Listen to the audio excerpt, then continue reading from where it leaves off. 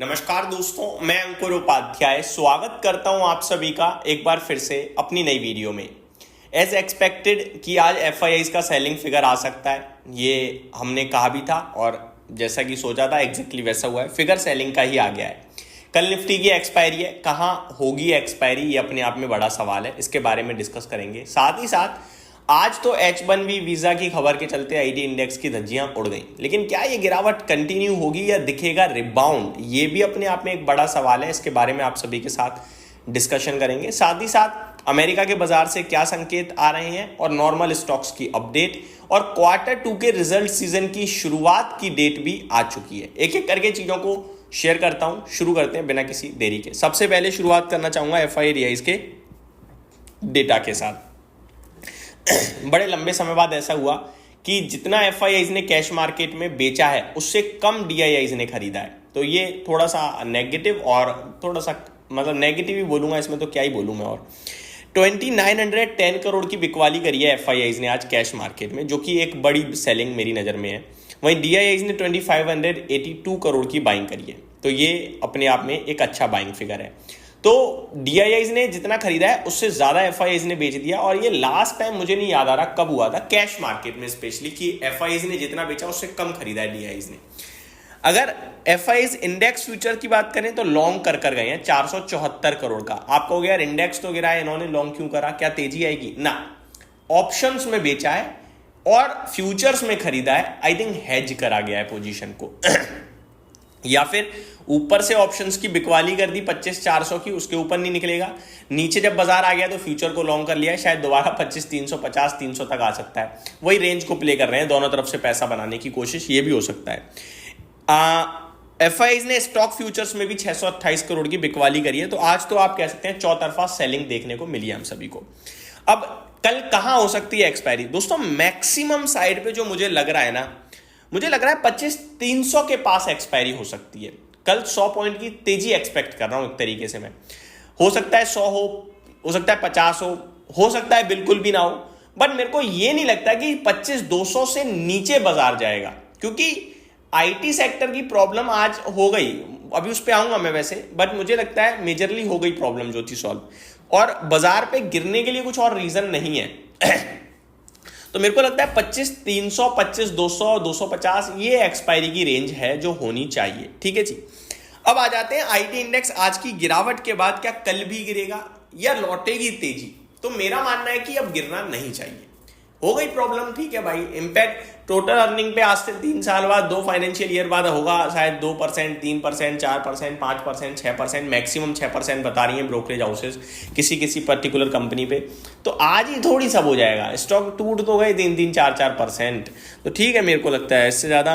और वैसे ही अगर अब 6% का ईपीएस ड्रॉप भी हो रहा है ना, तो ऑलरेडी इतने सस्ते वैल्यूएशन है, कोई महंगे नहीं होने वाले वैल्यूएशन। ईपीएस घटने का डर उस कंपनी को ज्यादा लगता है जिसका वैल्यूएशन महंगे हैं। ये तो पहले ही गड्ढे में घुसी पड़ी है बेचारी। तो ईपीएस अगर नीचे भी आएगा ना, तो भी इनका अर्निंग जो पीई है ना, वो बढ़ेगा नहीं। तो मेरे को लगता है न्यूट्रल रहना चाहिए, आपको पॉजिटिव रहिए। इनफैक्ट दिक्कत मत लीजिए, जितना होना था हो गया है। और इन्फोसिस का एडीआर 1% ऊपर दिख रहा है अभी करंटली। मैं देखा, अभी मैंने चेक किया तो एडीआर 1% ऊपर ही दिख रहा है। बट तो मेरे को लगता है कि ऊपर जाए ना जाए इन्फोसिस कल, बट अब और नहीं गिरना चाहिए यार। दैट्स इट, इससे ज्यादा नहीं बर्दाश्त कर पाएंगे, क्योंकि आप बोनस दे रहे हो और आप बायबैक कर रहे हो, बड़ा बायबैक कर रहे हो। टीसीएस बायबैक की बात कर रहा है। अभी 2 दिन पहले टीसीएस पे अब ब्रोकरेज हाउस 4500 रुपए के लक्ष्य की बात कर रहे थे। क्या ये H1B वीजा की वजह से सब खत्म हो गया? कुछ भी नहीं हुआ भाई, निश्चिंत रहना चाहिए आपको। पैसा बनेगा, बढ़िया बनेगा, और आईटी का समय आने वाला है, निश्चिंत रहिए। तो ये हो गया आपके लिए आईटी पे बात। अब आ जाता हूं ग्लोबल मार्केट्स पे। एक बार अमेरिका से शुरुआत करते हैं। हरे निशान में दिख रहे हैं अमेरिका के बाजार, अच्छी बात है।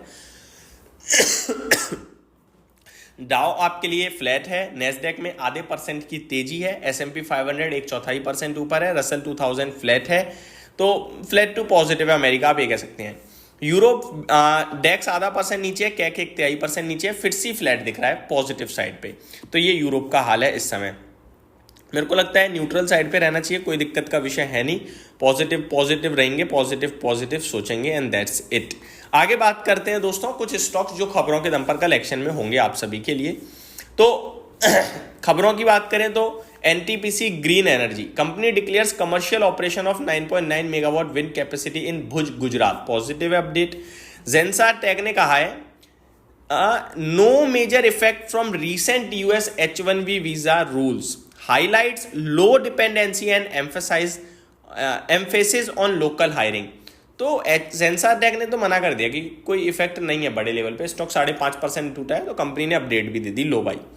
एलकम लैब की तरफ से खबर है company receives GST appeal order of 35 crore, demand plus 3.35 crore penalty, यानी कि करीब 38.5 करोड़ की इनके ऊपर जीएसटी डिमांड आ गई है, तो ये नेगेटिव है थोड़ी सी। रिलायंस इंडस्ट्रीज के लिए छोटी मोटी खबरें आते हुए दिख रही हैं। केईसी इंटरनेशनल के लिए बड़ा ऑर्डर मिला है, तो स्टॉक एक्शन में रहेगा। आरवीएनएल को एक छोटा ऑर्डर मिल सकता है क्योंकि लोएस्ट बिडर साबित हो गए हैं, तो मिल ही जाएगा। ये स्टॉक्स हैं जो एक्शन में रहेंगे कल आप सभी के लिए। साथ ही साथ एक्शन में रहेगा आपके लिए सूरज स्टेट्स का शेयर। पेटीएम की बात करें तो company finishes 455 crore rupees right issue investment in Paytm money and Paytm services. तो ये अपडेट है, निवेश इन्होंने कर दिया है पूरा, तो अब पॉजिटिव है एक तरीके से।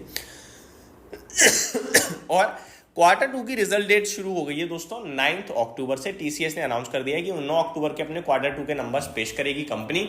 दैट मीन्स उसके बाद आपके लिए लगातार कंपनियों के नतीजे आने लगेंगे। यहीं समाप्त करता हूं इस वीडियो को। उम्मीद करता हूं डिटेल्स पसंद आई होंगी। Thank you so much for watching this video. Good night guys.